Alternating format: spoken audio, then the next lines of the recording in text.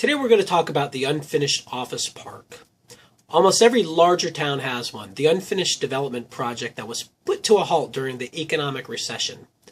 As the bottom fell out of the market, developers were caught with half-finished projects and a falling demand for commercial space. The result was a distressed property and an unusual appraisal project. Today's post will take a look at an example of one way to approach the appraisal of a partially finished development.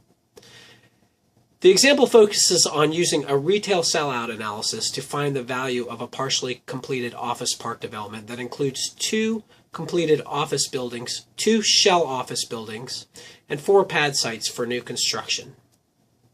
The retail sellout analysis is a type of discounted cash flow where the retail values are determined through market research and then discounted over an appropriate period at a market-extracted discount rate.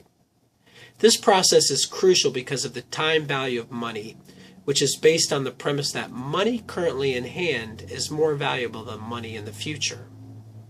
The first step of the analysis is to determine the retail values of the subject property's individual components.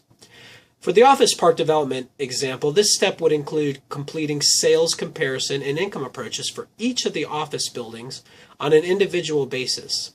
In our example, this step may require the use of different comparables for the completed office buildings and the shell office buildings. We will assume all the buildings are of similar size and construction. Additionally, the pad sites' retail values would need to be estimated using the sales comparison approach. Since it would be difficult to determine which pad site would sell first, it is common to find the average price per pad site and use the average in the discounted sellout. The next and often most difficult step is to determine the most likely absorption of each of the development's components. This step requires a study of the subject's market and research into the sellout of similar projects. In the office park example, we could conclude that either 1 pad site or 1 office building would sell per quarter, indicating a sellout period of 2 years. After the absorption rate is determined, it's necessary to estimate the appropriate deductions for expenses, such as sales costs, commissions, title insurance, dock stamps on the deed, marketing, advertising, real estate taxes, etc. during the sellout period. The quarterly expenses would be deducted from the quarterly income. Next, a discount or yield rate would be extracted from the market.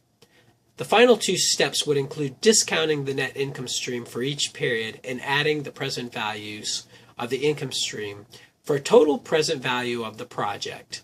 To complete our example, the present value of the 8 quarters of the sellout period would be total to find the present market value of the subject office park. I'm Chris Rowley. Thanks for watching.